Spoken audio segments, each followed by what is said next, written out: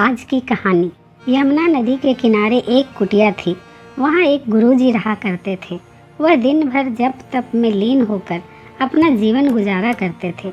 एक दिन जब गुरुजी नदी में नहा रहे थे, उसी समय एक बाज अपने पंजे में एक चूहिया लेकर उड़ा जा रहा था। जब बाज गुरुजी के ऊपर से निकला तो चूहिया अचानक बाज के पंजे से छूटकर गुरुजी की अंजुली में आकर गिर गई।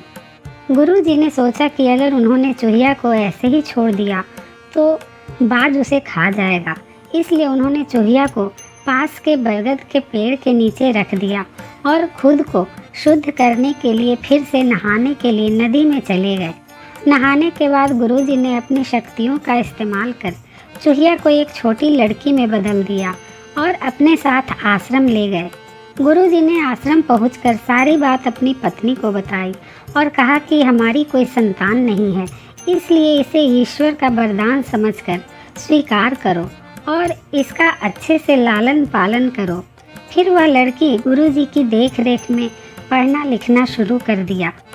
लड़की पढ़ने में और सभी कामों में बहुत होशियार थी। एक दिन गुरुजी को उनकी पत्नी ने बताया कि उनकी लड़की विवाह योग्य हो गई है। तब गुरुजी ने कहा कि यह विशेष बच्ची है, एक विशेष पति की हकदार है।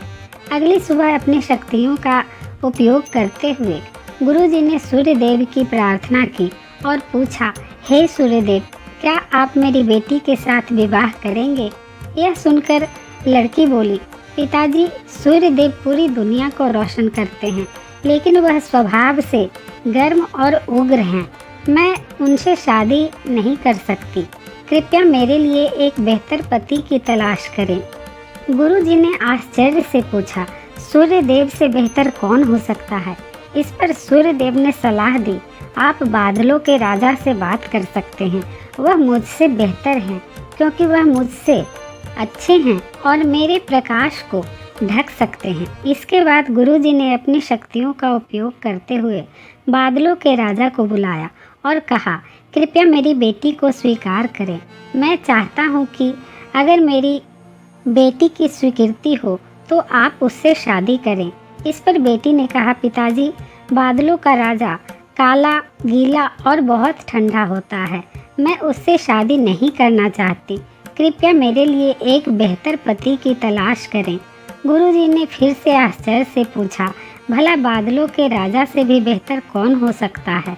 आखिर में गुरुजी ने अपनी शक्तियों का उपयोग करते हुए चूहे के राजा को बुलाया और कहा, कृपया मेरी बेटी का हाथ स्वीकार करें।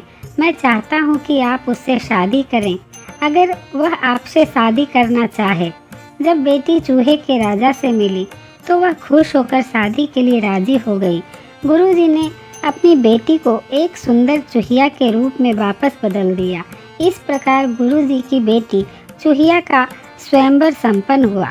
इस कहानी से सीख यही मिलती है कि हम अपना शरीर बदल सकते हैं, लेकिन अपना स्वभाव नहीं, और अपने स्वभाव, अपने स्वरूप में ही उसे शांति मिलती है।